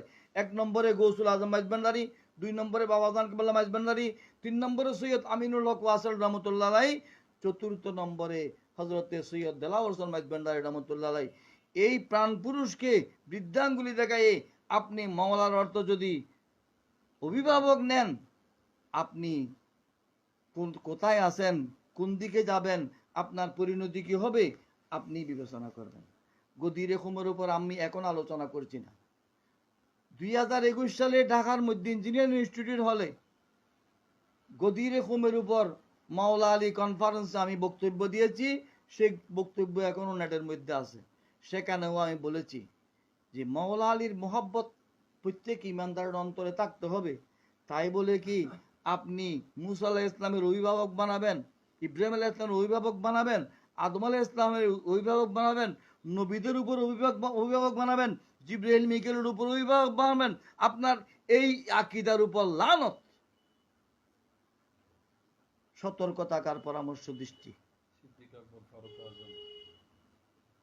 এই যে ইমাম আবু হানিফা রহমতুল্লাহর কাছে জিজ্ঞেস করা হয় সুন্নি কারা, সুন্নিকে, আহলে সুন্নত কারা? আহলে সুন্নত আমি সুন্নি, আমি সুন্নি। শিয়ারাও বলে আমরা সুন্নি, ওহাবিরাও বলে আমরা সুন্নি, তবলিগিরাও বলে আমরা সুন্নি, সব বাতালেরা আমরা সুন্নি, আমরাও বলি আমরা সুন্নি। সুন্নি কারা? ইমাম আবু হানিফা রহমতুল্লাহর উত্তর দিয়েছিলেন নাহনু নুফাদ্দিলু শাইখাইন ওয়া নুহিব্বুল খাতানাইন ওয়া নামসাহু আলাল খুফাইন। আমরা যদি সুন্নি, আহলে সুন্নাত ওয়াল জামাতের আকীদা হলো উম্মতের মধ্যে সর্বশ্রেষ্ঠ হলেন হযরতে আবু বকর সিদ্দিক এবং হযরতে ওমর রাদিয়াল্লাহু তাআলা আনহুমা। আর সুন্নি হতে হলে অনুহিব্বুল খাতানাইন, আমার রসুলের 2 জামাতাকে মহব্বত করতে হবে, প্রাধান্য দিতে হবে ওই 2 জনকে, শেখাইনকে মহব্বত করতে হবে এই 2 জনকে। ওয়ানাম সাহু আলাল খুফাইন, মোজার উপর মোসে করা বিষয়টি আপনারা বুঝবেন না। শিয়ারা, রাফেজিরা মোজার উপর মোসে করা এটা নাজায়েজ মনে করে। ইমাম আবু হানিফা রাহমাতুল্লাহ বলছেন ইসলামে যেটা অনুমতি আছে বিদিত সেটা আগে অস্বীকার করা, সেটা সুন্নিয়তের পরিচায়ক হতে পারে না, এই জন্যে তাদের আকীদা বাতিল। অতএব আমরা আপনাদের কাছে অনুরোধ রাখব, আপনারা যদি কোনো সঙ্গত কারণে ঈদে গুদিরুহুম করার যদি ইচ্ছা হয়, ঈদ শব্দ ব্যবহার করবেন না, 1 নম্বর। দ্বিতীয় কথা হলো গদিরুহুমের কোনো আলাদা আনুষ্ঠানিকতার কোনো অপশন আমি দেখি না। আমার সামনে কেউ আলোচনা করতে গেলে ঈদ করা বা দিন উদযাপন করার কোনো বৈশিষ্ট্য দেখাতে পারবে না। বলছে যে মাওলা আলীকে সেদিন ভেলায়ত দিয়েছেন, ভেলায়তের অভিষেক করতেছি, এটা চরমভাবে বেয়াদবি। মাওলা আলী 32 বছর বয়সে ওলি হয়েছেন। মাওলা আলী তো যেদিন দুনিয়াতে এসেছেন সেদিন ভেলায়ত নিয়ে এসেছেন। মাওলা আলীর বেলায়ত জন্মসূত্র থেকে নয়, বরং এর পূর্ব থেকে। হযরত নূহ আলাইহিস ইসলামের কিস্তির মধ্যে এক একটা তক্তার মধ্যে এক একজনের নাম দেওয়া হয়েছিল। 1,24,000 নাম, নবীর নাম শেষ, তক্তাও 4টা বাকি আছে, নামও 4টা বাকি রয়েছে। সেই কিস্তির মধ্যে আমার রসুলের 4 সাহাবা আবু বকর সিদ্দিক, ওমর ফারুক, ওসমান জুন্নুরাইন, মাওলা আলী শেরে খোদা, এই 4 জনের নাম দেওয়া হয়েছিল। তাহলে মাওলা আলীর মোহাব্বত তখনও ছিল, মাওলা আলীর মোহাব্বত তারাও করেছেন। মাওলা আলীর বেলায়ত তখন থেকেও আল্লাহর কাছে অবধারিত ছিল। দুনিয়াতে আসার পর উনি খানায়ে কাবার মধ্যে জন্ম লাভ করেছেন। চোখ বন্ধ করেছিলেন, বন্ধ অবস্থায় ছিলেন। আলা হযরত ফাজিলে বেরলভী রহমাতুল্লাহ তনজিহুল মাকানাতিল হায়দারিয়া সেখানে লিখেছেন, ফতোয়ায়ে রেজভিয়ার মধ্যে ওনার চোখ বন্ধ করে বসেছিলেন, শুয়েছিলেন। কিছুক্ষণ পর আমার রসুল যখন তশরিফ নিলেন, মাওলা আলী চোখ খুললেন। দুনিয়াতে চোখ খুলে সর্বপ্রথম আমার রসুলের নূরানি চেহারা দেখেছেন। এবং আমার রসুল আদর করে তাকে মুখের কাছে যখন নিলেন, মুখ মুবারকের, মাওলা আলী জিভ বের করে দিয়েছিলেন। আমার রসুলের জিব্বা মুবারক মাওলা আলী সেদিনই চুষেছিলেন। সেদিনই তো উনি বেলায়তের সম্রাট হয়ে গেছেন। 32 বছর পর ওনাকে বেলায়তের সম্রাট বানাচ্ছেন। যেভাবে বাতিলপন্থীরা 40 বছর পর আমার রসুলকে নবী বানাচ্ছেন, আর আপনারা শিয়াদের দোসর হয়ে এইখানেই আছে, এই আকশফুল আসরারের মধ্যে ওনাকে গদিরে খুমের দিন বেলায়ত দেয়া হয়েছে। এটা সত্য নয়। আমার রসুলের যেদিন থুতু মুবারক স্পর্শ করেছিলেন, শুষেছিলেন, সেদিনই উনি বেলায়তের খজিনা হয়ে গিয়েছিলেন। 32 বছর পর বলি বানানো, এটা আর একটা বেয়াদবি। আর যদি বলেন আপনার বেলায়তের সম্রাট বলতেছি, সম্রাটও তখন বানাননি।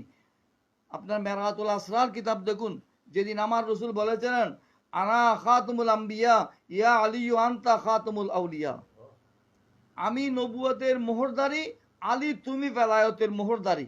এই কথা যেদিন বলা হয়েছিল, সেদিনই ওনাকে বেলায়তের শীর্ষস্থানে পৌঁছিয়ে দিয়েছেন, শাহে বেলায়ত হয়েছেন। অতএব 18ই জিলহজকে শিরোনাম করা, এটা শিয়াদের একটা ষড়যন্ত্র। আপনারা যদি ওই দিন উদযাপন করতে চান, আপনাদের কাছে অপশন আছে, হযরত ওসমান রাদিয়াল্লাহু শাহাদতের দিবস এবং মাওলা আলী কনফারেন্স করতে পারেন। আমরা একটা মাওলা আলী কনফারেন্স করব, এটা প্রোগ্রাম নিয়েছি।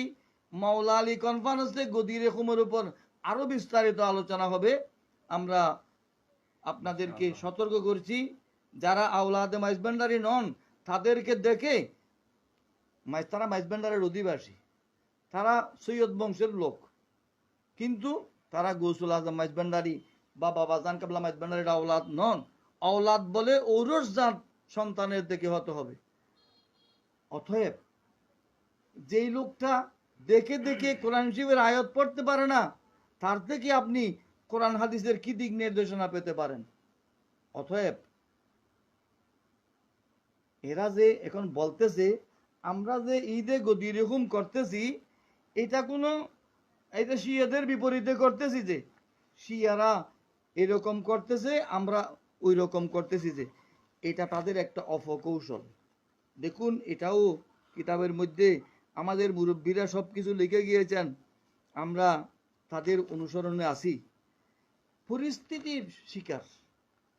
পরিস্থিতির শিকার যখন তারা, এটা লেখা হচ্ছে তারিখুল খোলাফা, ইমাম জালালউদ্দিন সুয়ুতী রহমতুল্লাহর কিতাব। উনি চেতন অবস্থায় 75 বার আমার রসুলকে স্বপ্নে দেখেছেন। 75 বার যিনি আমার রসুলকে স্বপ্নে দেখেছেন, এই মহান বুজুর্গ তারিখুল খোলাফার মধ্যে লিখতেছেন, কাতাবাতি শিয়াতু বিবাগদাদ আলা আবওয়াবিল মাসাজিদি লানাতা মাবিয়াতা ওয়া লানাতা মান গাসাবা ফাতিমাতা হাক্কাহা মিন ফাদাক। এই মহিউদ্দৌলা মসজিদের গেটে গেটে সরকারি অফিসে সব দরজায় দরজায় লিখে দিয়েছিল মা বিয়ের উপর লানত, আবু বকর সিদ্দিকের উপর লানত। নাউজুবিল্লাহ বলেন। সুন্নিরা রাষ্ট্রীয় ক্ষমতাকে মোকাবেলা করে কিছু করতে পারেনি, কিন্তু কি করেছিল? তারপরে কি করেছিল? তারপরে কি করেছিল? আন্না জালিকা মুহিয়া ফিল লাইলি, রাতের বেলা এগুলো মুছে দিয়েছিলেন। সুন্নিরা এই লেখাগুলো রাতের বেলা মুছে দিয়েছিলেন। ফারাদা মুইজুদ্দৌলা আইন ইউইদাহু, তখন মুইজুদ্দৌলা আবার সেগুলো আবার লেখার জন্য সচেষ্ট ছিল। ফাশারা আলাইহিল ওয়াজিরুল মহলবী, তার একজন উপদেষ্টা উজির মন্ত্রী ছিলেন মহলবী। এই মহলবী বললেন বাদশা সাহেব, না না না, সেটা করবেন না, সেটা করবেন না, সেটা করবেন না। কেন? সুন্নিরা বাধা দেবে এটা উজির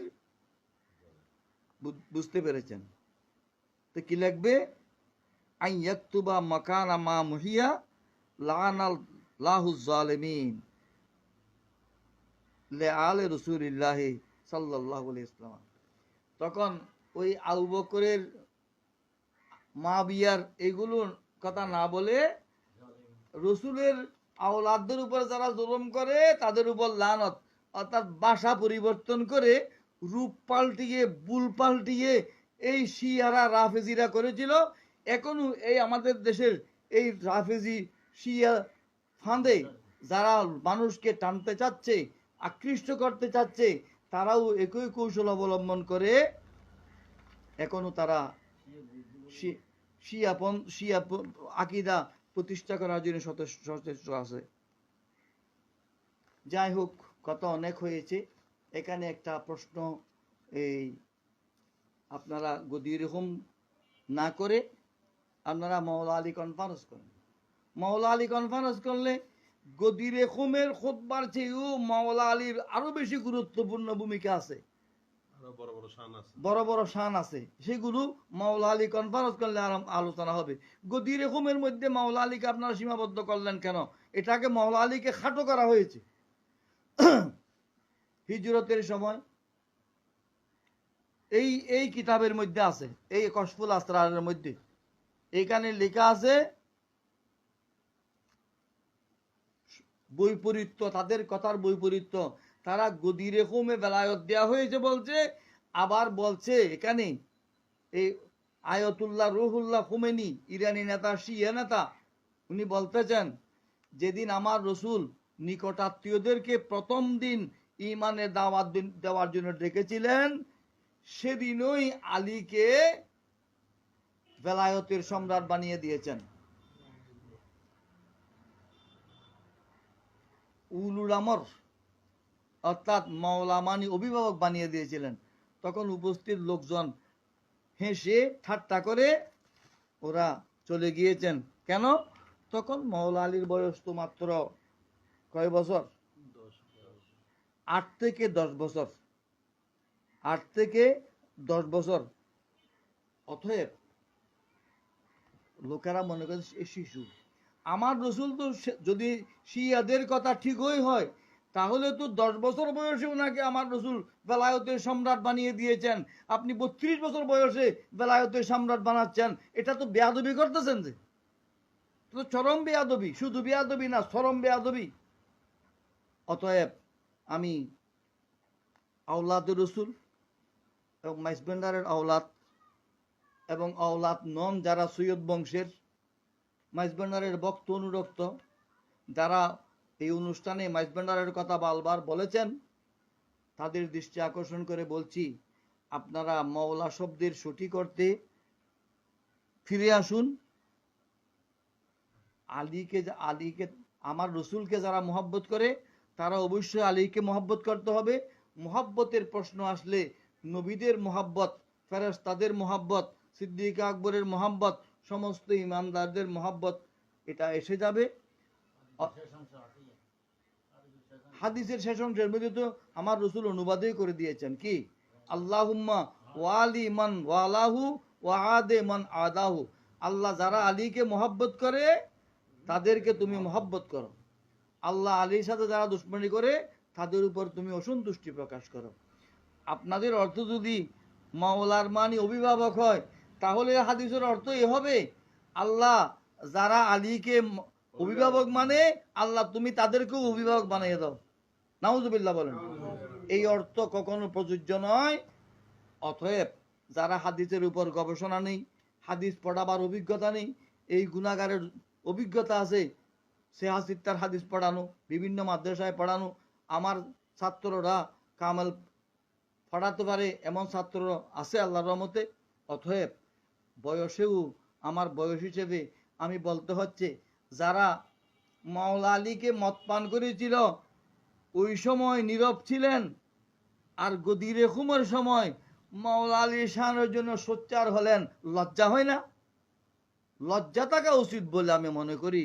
যে মাওলা আলীকে মদ পান করায় তখন তো আপনারা নিজে না পারলে অন্তত আমাদের শরণাপন্ন হতে পারতেন। আপনারা ওলামায়ে কেরাম আছেন, আপনারা এই বিষয়ে একটা বক্তব্য দেন।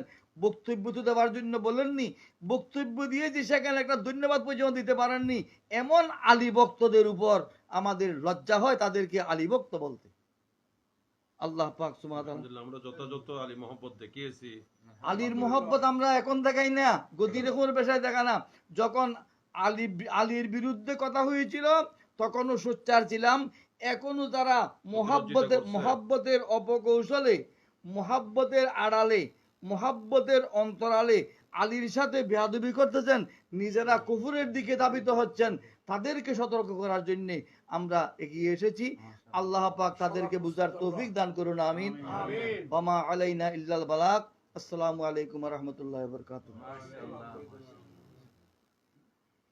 আমাদের প্রথমে যিনি উপস্থাপনা করেছিলেন তিনি হলেন আহলে সুন্নাত ওয়াল জামাত চট্টগ্রাম উত্তর জেলার যুগ্ম সম্পাদক, যুগ্ম সাধারণ সম্পাদক এবং নেসারিয়া তুইয়বিয়া মাদ্রাসার সিনিয়র শিক্ষক মোদাররেস। আল্লাহ পাক মাওলানা সৈয়দ মোহাম্মদ আইয়ুব নুরি, আল্লাহ ওনার হায়াতের মধ্যে বরকত দান করুন। এখন আপনাদের সামনে সংক্ষিপ্ত আকারে এই আমাদের শেখুল হাদিস মাওলানা নজমুল হুসাইন নঈমি, আল্লামা অধ্যক্ষ সালেহ আহমদ নুরি, আল্লামা শেখুল হাদিস শাহিদুর রহমান হাশেমি এবং আল্লামা মুদ্দাসির আহমদ হাশেমি, এবং আরও যদি কেউ বলতে চান তারা কিছু সংক্ষেপে কথা বলবেন। এরপরে আপনাদের জন্য আমরা শুভ কামনা করে শেষ করছি। আসসালামু আলাইকুম।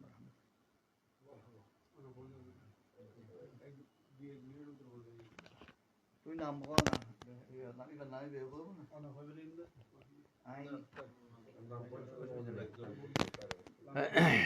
نحمده ونصلي ونسلم على رسوله الكريم أما بعد فأعوذ بالله من الشيطان الرجيم بسم الله الرحمن الرحيم اللهم صل على سيدنا ومولانا محمد وعلى آل سيدنا مولانا محمد وبارك وسلم। আজকে আমরা মহান আল্লাহ রাব্বুল আলামিনের দরবারে শুকরিয়া জ্ঞাপন করছি। আজকে ঈদে গদির খুম এবং আহলে বাইত রাসূল সাল্লাল্লাহু তাআলা আলাইহি ওয়াসাল্লাম রাদিয়াল্লাহু তাআলা আনহুর মুহাব্বত এবং ভালোবাসা কীরকম হওয়া দরকার, আহলে সুন্নাত ওয়াল জামাতের পক্ষ থেকে আহলে সুন্নাত ওয়াল জামাতের সুচিন্তিত সিদ্ধান্ত আমরা পেলাম। আমাদের পরম শ্রদ্ধেয় হুজুর অসংখ্য উলামায়ে কেরামের ওস্তাদ আল্লামা সৈয়দি মাওলানা মোহাম্মদ ইব্রাহিম আল কাদেরী কদমহু আলা আইনে ওয়ারাসি। আলহামদুলিল্লাহ, আজকের এই আলোচনার পরে আমি আশা করি আর যারা সুন্নি নামদারি এবং সুন্নি জনসাধারণের মধ্যে যে বিভ্রান্তি ছড়াচ্ছে, আশা করি আজকের আলোচনার পরে ইনশাআল্লাহ এটা নিরসন হয়ে যাবে। আমরা আবার আহলুস সুন্নাত ওয়াল জামাতের সঠিক পথ আমরা এসে যাব এই আশা ব্যক্ত করে এবং আজকে যারা কষ্ট করে এখানে এসে সকলকে ধন্যবাদ জানিয়ে আমি শেষ করলাম। আসসালামু আলাইকুম ওয়া রাহমাতুল্লাহি ওয়া বারাকাতুহু। আসসালামু আলাইকুম ওয়া রাহমাতুল্লাহি তাআলা ওয়া বারাকাতুহু। নাহমাদু ওয়া নুসাল্লি ওয়া নুসাল্লিমু আলা হাবিবিল কারীম, আম্মা বাদ। আজকে ঈদে গদিরে খুম এবং মাওলা আলী শের খুদা রাদিয়াল্লাহু তাআলা আনহুর আহলে বাইতের মোহাব্বত নিয়ে যে আজকের আমাদের এই লাইভে আসা, আমাদের মুফতি আজম হুজুর আল্লামা ইব্রাহিম কাদেরী মাদ্দাজিল্লাহুল আলী যে সুন্দর আমাদেরকে দিক নির্দেশনা দিয়েছেন, আসলে আমরা সেটাইতেই বিশ্বাসী যে আমরা সবসময় যেটা মৌলা আলীর মহব্বতের মধ্যে যেমন আছি সবসময় থাকবো, এবং মৌলা আলীর শানের মধ্যে যারা বেয়াদবি করছে, মদ পানের তহমত দিয়েছে, তখনও আমাদের মুফতি আজম গর্জে উঠেছিলেন, আহলে সুন্নাত ওয়াল জামাত গর্জে উঠেছিলেন। এখনো আমরা সদা সর্বদা প্রস্তুত যে যারা ঈদে গদিরে হুম পালন করতেছে তাদের উদ্দেশ্য শিয়াবাদ, আর যারা মৌলা আলীর শানে মদফানের তহমত দিয়েছে তাদের উদ্দেশ্য হচ্ছে খারেজিয়ত এবং রাফেজিয়ত। আমরা উভয়ের থেকে যাতে আমাদের ঈমান আমরা রক্ষা করতে পারি এবং সেই পথে চলতে পারি, সেই তৌফিক আল্লাহর কাছে কামনা করে আমি শেষ করছি। আসসালামু আলাইকুম রহমতুল্লাহ।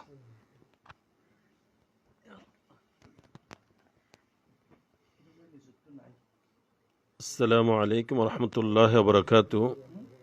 আলহামদুলিল্লাহ, দীর্ঘক্ষণ পর্যন্ত বিজ্ঞ আলেম দিন, অনেক প্রবীণ আলেম এবং মুফতি, সকলের শ্রদ্ধেয় আল্লামা মুফতি ইব্রাহিম আল কাদরি মাদ্দাজিল্লুল আলী আহলে সুন্নাত ওয়াল জামাতের গদিরে হুম সম্পর্কে আমাদের আহলে সুন্নাত ওয়াল জামাতের বক্তব্য, আমাদের কি ধারণা, কি আকিদা, কি হওয়া উচিত সে সম্পর্কে বিস্তারিত আলোচনা দলিল ভিত্তিক কিতাবের রেফারেন্স দিয়ে উনি করেছেন।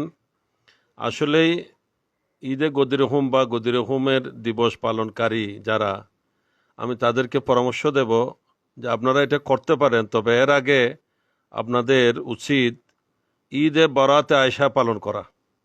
যেহেতু মায়েশা সিদ্দিকা রাদিয়াল্লাহু তাআলা আনহার বরাতের উপর কোরআন নাজিল হয়েছে, এখানে সৈয়দনা মৌলা আলী রাদিয়াল্লাহু তাআলা আনহুর শানে হাদিস শরীফ আসছে যে, কিন্তু ওনার শানে কোরআন নাজিল হয়েছে। তাই যার পবিত্রতার বরাতের উপর কোরআন নাজিল হয়েছে ওই দিবসটা আগে পালন করুন, তারপরে আপনারা গদির হুম পালন করুন, এটাই আপনাদের জন্য মানাবে। তখনও বোঝা যাবে আপনারা আসলে সুন্নি, দুইটাই মানছেন।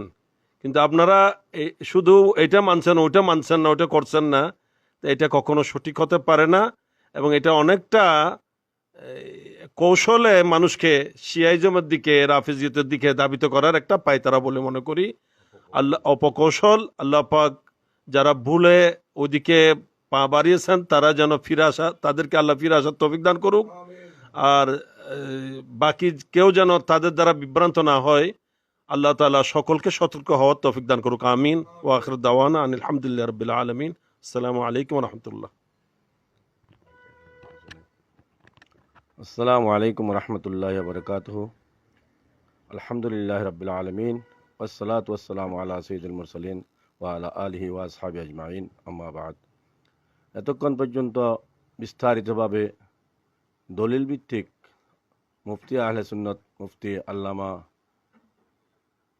ইব্রাহিম আল কাদরি মাদ্দাজিল্লুল আলী আমাদের সম্মুখে আমাদের জাতির উদ্দেশ্য নিয়ে আহলে সুন্নত ওয়াল জামাত বাংলাদেশের পক্ষ থেকে গদির হুম সম্পর্কে এবং আহলে বাইতের মুহাব্বত সম্পর্কে বিস্তারিতভাবে আমাদেরকে জানিয়ে দিয়েছেন।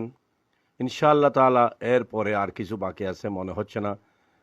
আমরা ঈমানি দায়িত্ব হিসেবে আমাদের ভাই ব্রাদর, আমাদের আত্মীয় স্বজন, আমাদের এই আহলে সুন্নাত ওয়াল জামাতের যে ভাইয়েরা এই শিয়াজমের দিকে ধাবিত হচ্ছে, ওনাদেরকে সতর্ক করার উদ্দেশ্য নিয়ে আজকের এই আয়োজন। না হয় কারো সাথে কোনো বিদ্বেষ বা কোনো দুশ্মনী আছে এই উদ্দেশ্য নিয়ে নয়, আজকের উদ্দেশ্য শুধু ইমানি দায়িত্ব নিয়ে আমাদেরকে সতর্ক করার জন্য আজকে এই আয়োজন। আল্লাহ পাক রব্বুল আলামিন আমাদের এই খেদমতকে কবুল করুন এবং আমাদেরকে সঠিক পথে চলার তৌফিক দান করুন। ওয়া আখিরু দাওয়ানা আনিল হামদুলিল্লাহি রাব্বিল আলামিন। আসসালামু আলাইকুম ওয়া রাহমাতুল্লাহি তাআলা ওয়া বারাকাতুহু। আসসালামু আলাইকুম রহমতুল্লাহ। আজকের এই অনুষ্ঠান আমরা যা শুনতে পেয়েছি, আলহামদুলিল্লাহ, সুন্নি জগতের জন্য এটা একটা বিশাল উপকারী অনুষ্ঠান হয়েছে। আমরা সকলে জানি যে হযরত সৈয়দনা সিদ্দিক আকবর ফারুক আজম ওসমান গনি রাদিয়াল্লাহু তাআলা আনহুম, তাদের খেলাফত হযরত আলী রাদিয়াল্লাহু তাআলা আনহু সানন্দে গ্রহণ করেছিলেন এবং হযরত আলী রাদিয়াল্লাহু প্রশ্ন করা হয়েছিল, আপনাকে কোনো কিছু ওয়াদা রাসূল পাক সাল্লাল্লাহু আলাইহি ওয়াসাল্লাম খেলাফত সময় দিয়ে গিয়েছিলেন কিনা? তিনি নিজে বলে দিয়েছেন যে যদি আমাকে এমন কিছু আমার রসুল বলে যেত, ওয়াদা দিয়ে যেত, তাহলে আমি কখনো সিদ্দিক আকবরকে ফারুক আজমকে আমার নবীর মিম্বরে উঠতে দিতাম না, আমি হত্যা করতাম প্রয়োজনে। কিন্তু আলী রাদিয়াল্লাহু তাআলা এই খেলাফতগুলো মেনে নিয়েছেন সকলের। বিজ্ঞ বুজুর্গ আলেম থেকে আমরা শুনেছি, আমি সংক্ষিপ্ত বলছি, যে আল্লাহ জল্ল শানুহুর একটা মনসা, কুদরতি মনসা, আমার রসুলের একটা ইচ্ছা, সেটা আল্লাহ পূরণ করবেন। যে সিদ্দিক আকবর, ফারুক আজম, উসমান গনি, এরা সকলেই হযরত আলী রাদিয়াল্লাহু তাআলার পূর্বেই ইন্তেকাল করবেন।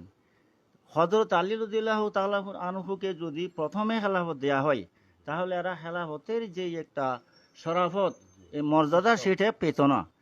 আল্লাহর মনসা, আমার নবীর চাহিদা, এদের থেকে শুরু করে সিদ্দিক আকবর থেকে শুরু করে ধারাবাহিকভাবে খেলাফতের মর্যাদা এটা হযরত আলী রাদিয়াল্লাহু তাআলা শেষ হয়েছে। আর বেলায় তর্কটা বিস্তারিত আমাদের বর্তমান যুগের যুগশ্রেষ্ঠ অন্যতম আলেমে দিন, প্রবীণ আলেম, মুহাদ্দিস, শেহুল হাদিস এবং বর্তমান যুগের মুফতি আজম মুফতি মোহাম্মদ ইব্রাহিম আল কাদেরী মাদ্দাজিল্লাহুল আলী যে বক্তব্য রেখেছেন, তার উপর আমরা সবাই যাতে আমল করে নিজের ঈমান আমল রক্ষা করতে পারি। যারা বিভ্রান্তি আছে তারা যাতে শুধরাইতে পারে, সেই তৌফিক আল্লাহ দান করুক। সবাই বলুন আমিন। ওয়া আখিরু দাওয়ানা আলহামদুলিল্লাহি রাব্বিল আলামিন। আসসালামু আলাইকুম ওয়া রাহমাতুল্লাহ।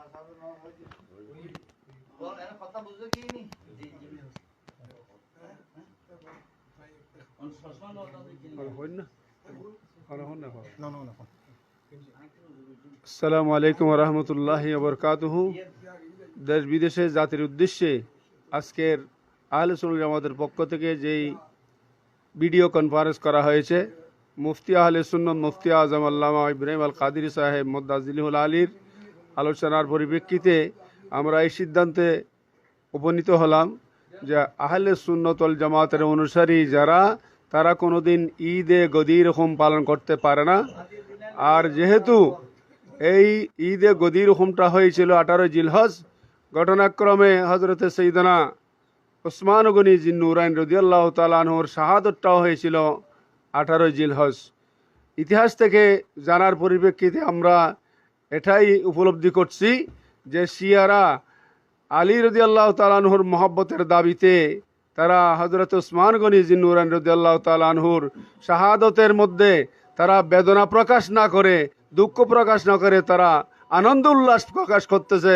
এটাই হচ্ছে হজরত উসমান রাদিয়াল্লাহু আনহুর খেলাফতকে অস্বীকার করা, এবং যেই দোষে দোষী করে তাকে শাহাদত করাইছেন, হত্যা করেছেন, এতে তারা খুশি আনন্দ উল্লাস করছে, যা আহলে সুন্নাত জামাতের পরিপূর্ণ পরিপন্থী।